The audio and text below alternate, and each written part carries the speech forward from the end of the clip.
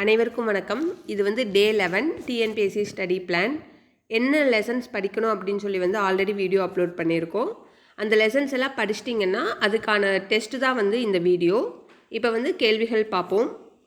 கேள்வி 1, உலக நாடுகளுக்கிடையேயான செலாவணி எதன் அடிப்படையில் மதிப்பிடப்படுகிறது?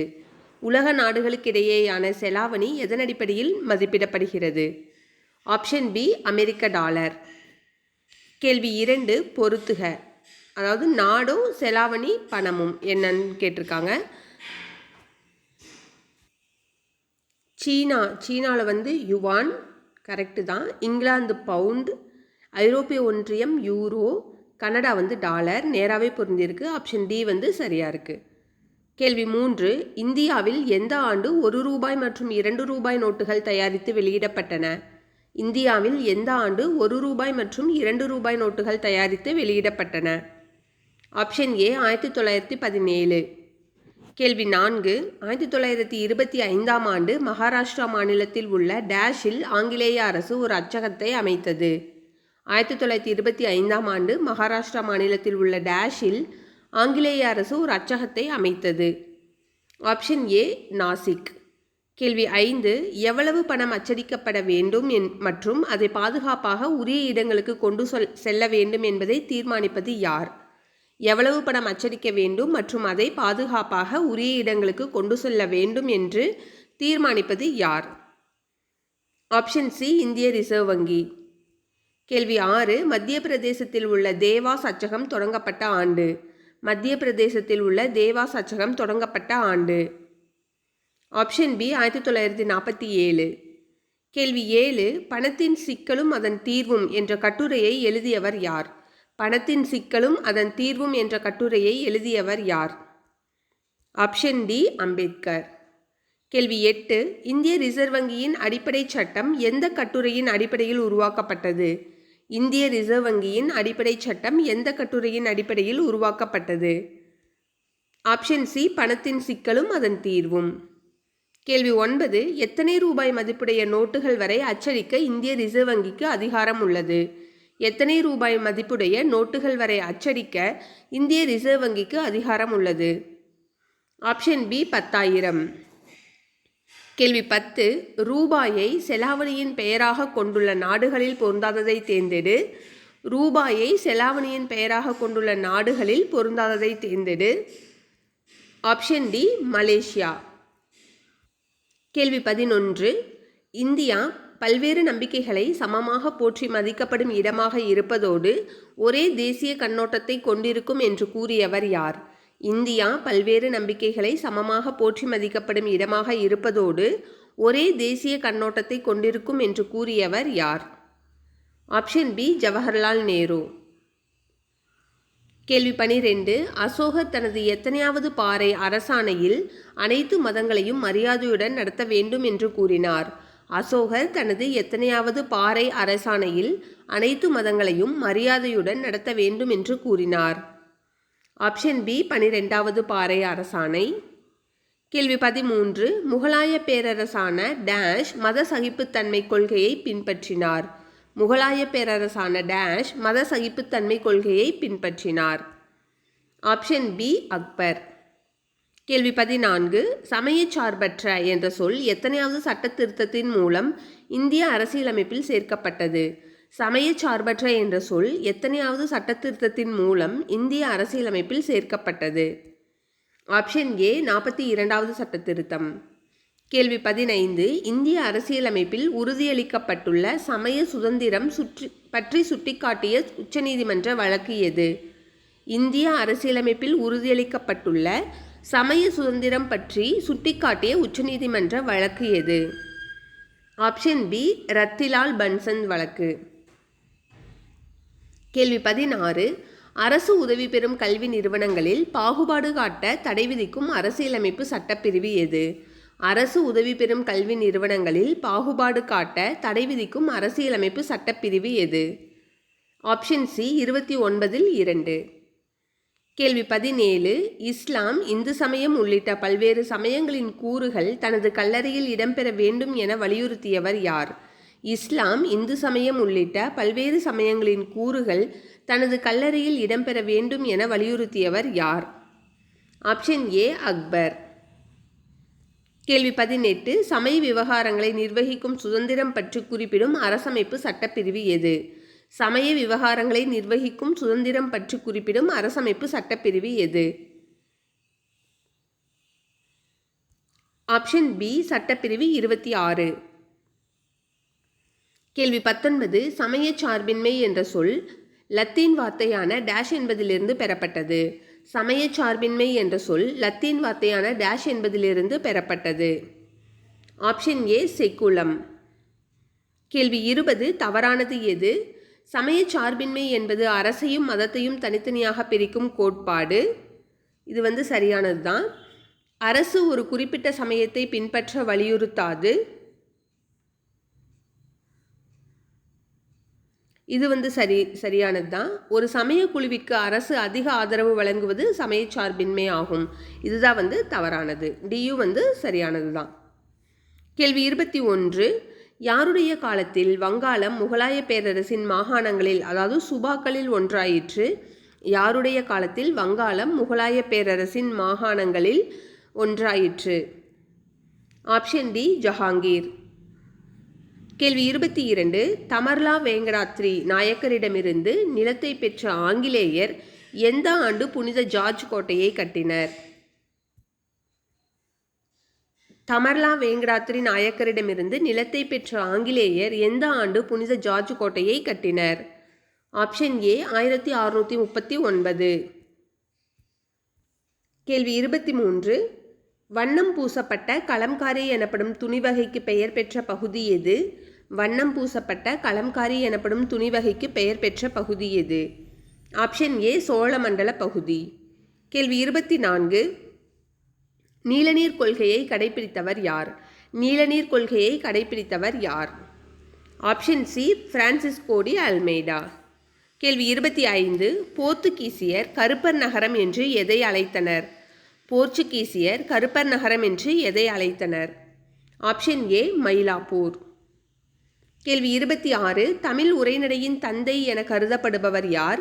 தமிழ் உரைநடையின் தந்தை என கருதப்படுபவர் யார்? Option A Robert de Nobili. கேள்வி 27. 1502 முதல் பழவேற்காட்டை தங்கள் கட்டுப்பாட்டில் வைத்திருந்த போர்ச்சுகீசியர் யாரால் அகற்றப்பட்டனர்? 1502 முதல் பழவேற்காடை தங்கள் கட்டுப்பாட்டில் வைத்திருந்த போர்ச்சுகீசியர் யாரால் அகற்றப்பட்டனர்? Option A டச்சுக்காரர்கள். கேள்வி 28. டச்சுக்காரர்களின் கட்டுப்பாட்டில் இருந்த புதுச்சேரி எந்த ஒப்பந்தத்தின்படி பிரெஞ்சுக்காரர்களுக்கு தரப்பட்டது? டச்சுக்காரர்களின் கட்டுப்பாட்டில் இருந்த புதுச்சேரி எந்த ஒப்பந்தத்தின்படி பிரெஞ்சுக்காரர்களுக்கு தரப்பட்டது? ஆப்ஷன் பி ரிஸ்விக் ஒப்பந்தம். கேள்வி 29. 1616 மார்ச் 17 அன்று எந்த அரசர் பட்டயத்தை வெளியிட்டு டேனிய கிழக்கிந்திய கம்பெனியை உருவாக்கினார்? 1616 மார்ச் 17 அன்று எந்த அரசர் பட்டயத்தை வெளியிட்டு டேனிய கிழக்கிந்திய கம்பெனியை உருவாக்கினார்? ஆப்ஷன் ஏ கிறிஸ்டியன் 4 அதாவது 4வது கிறிஸ்டியன். கேள்வி 30. சீகன் பால்கு ஒரு டேஷ். சீகன் பால்கு ஒரு டேஷ். ஆப்ஷன் பி டேனிய மிஷனரி. கேள்வி 31. உடன்கட்டை ஏறும் பழக்கத்தை நிறுத்த முயன்றவர் யார்? உடன்கட்டை ஏறும் பழக்கத்தை நிறுத்த முயன்றவர் யார்? Option de Albuquerque. கேள்வி 32. பொருந்தாததை தேர்ந்தெடு. தனது முதல் பயணத்தில் வாஸ்கோடகாமா 3 கப்பல்களில் 170 நபர்களுடன் வந்தார். இது சரியானது தான். ஆப்ஷன் பி கள்ளிக்கோட்டை அரசர் சாமுத்திரியின் நட்பு வாஸ்கோடகாமாவுக்கு மகிழ்ச்சி அளித்தது. இது சரியானது தான். ஆப்ஷன் சி 1520 அக்டோபர் 29 அன்று 20 கப்பல்களுடன் வாஸ்கோடகாமா மீண்டும் கள்ளிக்கோட்டையை வந்தடைந்தார். இது தவறாக இருக்குது. இது 1502 வரணும், 1520 கொடுத்துருக்கோம். இதுதான் பொருந்தாதது. ஆப்ஷன் டி வாஸ்கோடகாமா முதலில் 1498 இந்தியா வந்தார்.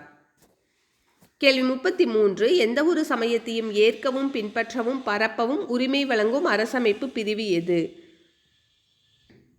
எந்த ஒரு சமயத்தையும் ஏற்கவும் பின்பற்றவும் பரப்பவும் உரிமை வழங்கும் அரசமைப்பு பிரிவு எது? ஆப்ஷன் பி பிரிவு 25. கேள்வி 34. இந்து பாணியிலான கோபுரம், சமண விதானம், புத்த ஸ்தூபி, இஸ்லாமிய குவிமாடம் ஆகியவற்றை கொண்டு அமைக்கப்பட்டுள்ள கோவில் எது? இந்து பாணியிலான கோபுரம், சமண விதானம், புத்த ஸ்தூபி, இஸ்லாமிய குவிமாடம் ஆகியவற்றை கொண்டு அமைக்கப்பட்டுள்ள கோவில் எது? ஆப்ஷன் டி, கஜுராஹோ கோவில். கேள்வி 35. சமயச்சார்பின்மை ஜனநாயகத்தின் ஒரு பகுதி, அது டேஷை அளிக்கிறது. சமயச்சார்பின்மை ஜனநாயகத்தின் ஒரு பகுதி, அது டேஷை அளிக்கிறது. ஆப்ஷன் ஏ, சமத்துவம். கேள்வி 36. இந்திய தேர்தல் ஆணையத்தின் தலைமையிடம் எங்கு அமைந்துள்ளது? இந்திய தேர்தல் ஆணையத்தின் தலைமையிடம் எங்கு அமைந்துள்ளது? Option B, New Delhi. கேள்வி 37. எதிர்க்கட்சி தலைவர் யாருடைய அந்தஸ்தை கொண்டிருப்பார்? எதிர்க்கட்சி தலைவர் யாருடைய அந்தஸ்தை கொண்டிருப்பார்? ஆப்ஷன் ஏ, கேபினட் அமைச்சர். கேள்வி 38. ஒரு கட்சி தேசிய கட்சி ஆவதற்கான தகுதிகளில் பொருந்தாததை தேர்ந்தெடு. ஆப்ஷன் ஏ மக்களவைத் தேர்தலில் அல்லது 4 மாநிலங்களுக்கான சட்டமன்ற தேர்தலில் செல்லத்தக்க மொத்த வாக்குகளில் 6% வாக்குகளை பெறுதல். இது சரியானது தான். ஆப்ஷன் பி 1 அல்லது 1க்கு மேற்பட்ட மாநிலங்களில் 4 மக்களவை தொகுதிகளில் வெற்றி பெற்றிருத்தல். ஆப்ஷன் பி 1 அல்லது 1க்கு மேற்பட்ட மாநிலங்களில் 4 மக்களவை தொகுதிகளில் வெற்றி பெற்றிருத்தல். இது சரியானது தான். ஆப்ஷன் சி இறுதியாக நடைபெற்ற மக்களவைத் தேர்தலில் குறைந்தபட்சம் 3 மாநிலங்களில் 2% தொகுதிகளில் வெற்றி பெற்றிருத்தல். இது சரியானது தான். ஆப்ஷன் டி தான் தவறானது. சட்டப்பேரவையில் அப்படின்னா மாநில சட்டமன்றம். ஸோ இது ஒரு தேசிய கட்சி ஆவதற்கு இது தவறானது. கேள்வி 39. இந்தியா மக்களாட்சி நாடான நாள் எது? இந்தியா மக்களாட்சி நாடான நாள் எது? ஆப்ஷன் பி, ஜனவரி 26, 1950. இந்த மாதிரி ஈஸியான கேள்வியும் டிஎன்பிஎஸ்சியில் கேட்பாங்க. ஸோ இந்த மாதிரி கொஷின்ஸும் நீங்கள் நல்லா ரிவைஸ் பண்ணிக்கோங்க. கேள்வி 40. ஒரு அரசியல் கட்சியை தோற்றுவிக்கும் முறைகளில் பொருந்தாததை தேர்ந்தெடு. ஆப்ஷன் ஏ இந்திய தேர்தல் ஆணையத்தில் பதிவு செய்ய வேண்டும். இது சரியானது தான். ஆப்ஷன் பி குறைந்தபட்சம் 100 உறுப்பினர்கள் இருக்க வேண்டும். இது சரியானது தான். ஆப்ஷன் சி உறுப்பினர்கள் அனைவரும் வாக்காளர் அடையாள அட்டை கொண்டிருக்க வேண்டும். இதுவும் சரியானது தான். ஆப்ஷன் டி கட்சி அமைப்பு குறித்த ஆவணம் தேவையில்லை. இது தேவைப்படும். ஸோ இதுதான் தவறானது. கேள்வி 41. எந்த ஆண்டு தேர்தல் சின்னங்கள் ஒதுக்கப்பட்ட சின்னங்கள் மற்றும் ஒதுக்கப்படாத சின்னங்கள் என 2 வகையாக வகைப்படுத்தப்பட்டன? Option B, 1968. கேள்வி 42. தேர்தலில் பெரும்பான்மை வெற்றி பெற்ற கட்சிக்கு அடுத்ததாக அதிக உறுப்பினர்களை கொண்ட கட்சி டேஷ் என்று அழைக்கப்படுகிறது. தேர்தலில் பெரும்பான்மை பெற்ற கட்சிக்கு அடுத்ததாக அதிக உறுப்பினர்களை கொண்ட கட்சி டேஷ் என்று அழைக்கப்படுகிறது. ஆப்ஷன் பி, எதிர்க்கட்சி. கேள்வி 43. ஒரு கட்சி மாநில கட்சியாக அங்கீகாரம் பெற மாநில சட்டப்பேரவை தேர்தலில் செல்லத்தக்க வாக்குகளில் குறைந்தபட்சம் எத்தனை % வாக்குகளை பெற்றிருக்க வேண்டும்? ஒரு கட்சி மாநில கட்சியாக அங்கீகாரம் பெற மாநில சட்டப்பேரவை தேர்தலில் செல்லத்தகுந்த வாக்குகளில் குறைந்தபட்சம் எத்தனை % வாக்குகளை பெற்றிருக்க வேண்டும்? Option B, 6%. கேள்வி 44. மக்களாட்சியின் முதுகெலும்பாக திகழ்வது எது? மக்களாட்சியின் முதுகெலும்பாக திகழ்வது எது? ஆப்ஷன் பி, அரசியல் கட்சிகள். கேள்வி 45. எந்த கட்சி அரசாங்கத்தை அமைத்து ஆட்சியை நடத்துகிறது? எந்த கட்சி அரசாங்கத்தை அமைத்து ஆட்சியை நடத்துகிறது? ஆப்ஷன் சி, பெரும்பான்மை கட்சி. கேள்வி 46. எந்த சின்னங்களை வழங்குவதை தேர்தல் ஆணையம் நிறுத்தியுள்ளது? எந்த சின்னங்களை வழங்குவதை தேர்தல் ஆணையம் நிறுத்தியுள்ளது? ஆப்ஷன் ஏ, விலங்கு சின்னங்கள். கேள்வி 47. ஷெர்ஷா சூரி காலத்தில் அறிமுகப்படுத்தப்பட்ட வெள்ளி நாணயம் எத்தனை கிராம் எடை கொண்டது? ஷெர்ஷா சூரி காலத்தில் அறிமுகப்படுத்தப்பட்ட வெள்ளி நாணயம் எத்தனை கிராம் எடை கொண்டது? Option C, 178 gram. கேள்வி 48. இந்திய ரிசர்வ் வங்கி நாட்டுடைமையாக்கப்பட்ட ஆண்டு எது? இந்திய ரிசர்வ் வங்கி நாட்டுடைமையாக்கப்பட்ட ஆண்டு எது? Option C, 1949. கேள்வி 49. தஞ்சாவூரை தமிழக பகுதியில் பண்பாட்டு தலைநகரமாக மாற்றியவர்கள் யார்?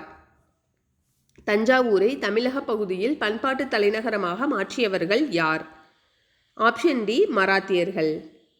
கேள்வி 50 ஓரிடம் விற்று மற்றொரு இடத்திற்கு பணத்தை ரொக்கமாக அனுப்புவதற்கு டேஷ் என்று பெயர். ஓரிடம் விட்டு மற்றொரு இடத்திற்கு பணத்தை ரொக்கமாக அனுப்புவதற்கு டேஷ் என்று பெயர். ஆப்ஷன் டி உண்டி. அவ்வளோதான், 50 கேள்விகள் இருக்குது. டெஸ்ட் மாதிரி போட்டு பார்த்துட்டு மார்க்ஸ் எவ்வளோன்னு கமெண்ட் பண்ணுங்கள். நன்றி, வணக்கம்.